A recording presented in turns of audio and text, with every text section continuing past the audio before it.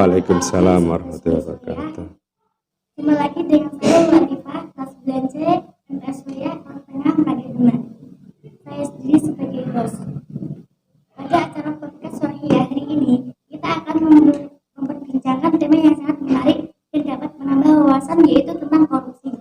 Pada kesempatan hari ini, kita punya narasumber yang sangat kompeten di bidangnya, yaitu guru kita Bapak Sofyani SIMPD, yang kebetulan beliau juga seorang penyuluh anti korupsi.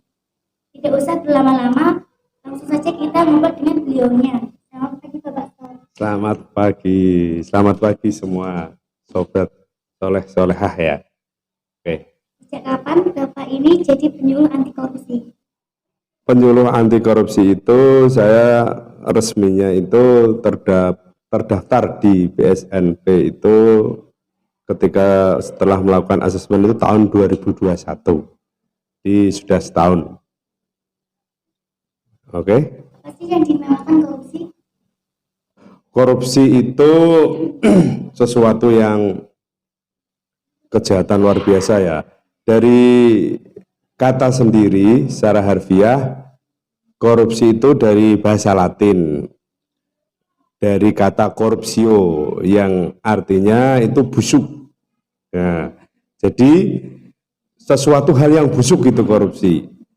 Kalau menurut KBBI sendiri, Kamus Besar Bahasa Indonesia, korupsi itu suatu kegiatan yang dilakukan untuk memperkaya diri sendiri dengan cara menggelapkan uang untuk kepentingan diri sendiri atau kepentingan golongan. Jadi gini, jadi korupsi itu adalah kejahatan yang extraordinary atau kejahatan yang luar biasa.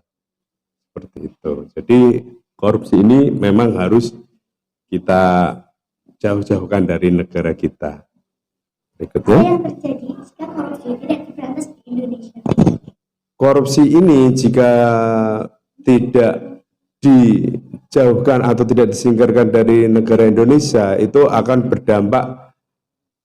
Yang pertama itu akan merusak struktur pemerintahan bangsa kita.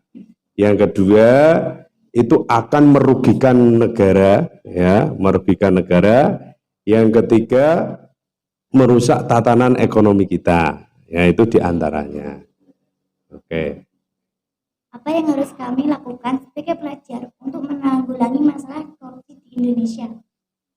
Ini sebenarnya hal-hal yang harus dilakukan oleh peserta didik. Jadi ketika kita menjadi peserta didik, ketika menjadi anak-anak seperti kalian, itu yang dilakukan yang pertama adalah kalian harus menjadi peserta didik yang berintegritas.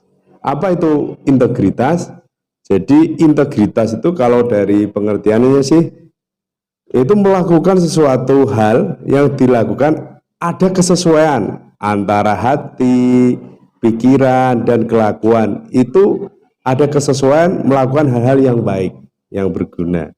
Jadi jika Anda sebagai peserta didik sejak dini selalu melakukan hal-hal yang berintegritas. Nah, nilai-nilai integritas itu apa saja, Pak? Ya, jadi nilai-nilai integritas itu saya dan teman-teman di penyuluh anti korupsi itu sering meringkasnya dengan sebutan berjumpa di kertas. Itu singkatan. Di sini singkatannya adalah berani, jujur, mandiri, adil, di itu disiplin, di kertas ker itu kerja keras, T-nya tanggung jawab, dan yang terakhir S-nya itu sederhana. Jadi kalian harus selalu melakukan hal-hal seperti itu. Jadi sejak dini hal-hal kecil, contohnya kalian kalau sekolah ya disiplin, jangan datang terlambat. Ya, ketika waktunya sholat duha, ya cepat-cepat melakukan wudhu dan berbaris sesuai sabnya masing-masing. Ya. Yang kedua, jangan membolos. Ya, itu kan termasuk disiplin, hal yang sepele yang harusnya kalian hindari sejak kecil.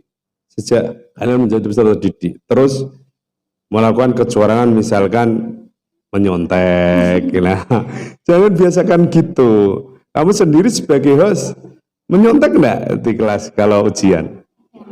Kadang-kadang. Nah, dari kadang-kadang itu, hal-hal yang kecil seperti itu akan menjadikan dampak yang luar biasa ketika kita sudah dewasa. Kalau sejak kecil aja kalian sudah tidak takut untuk menyontek, maka akan menjadikan diri kita menjadi orang-orang yang menjadi tidak berintegritas nanti. Jadi mulailah mencegah korupsi itu dari diri kalian sendiri dengan melakukan hal-hal yang 9 nilai-nilai integritas tadi. Oke, terima kasih Pak atas kehadiran dan waktunya di sini. Semoga bermanfaat wawasan dan pencerahan kita hari ini. Ya, sebelum kita selesai, kita salam anti korupsi dulu. Begini, ini artinya lihat, lawan, laporkan. Oke, silakan ditutup. Jadi pada intinya korupsi harus kita lawan sejak dini. Demikian, terima kasih Sobat Soleh-Soleha. Semoga acara podcast Soleha hari ini bisa menambah wawasan, pengetahuan, dan pencerahan. Mohon maaf jika ada salah kata. Sampai jumpa di podcast Soleha berikutnya dengan tema lain yang sangat menarik. Wassalamualaikum warahmatullahi wabarakatuh. Waalaikumsalam warahmatullahi wabarakatuh.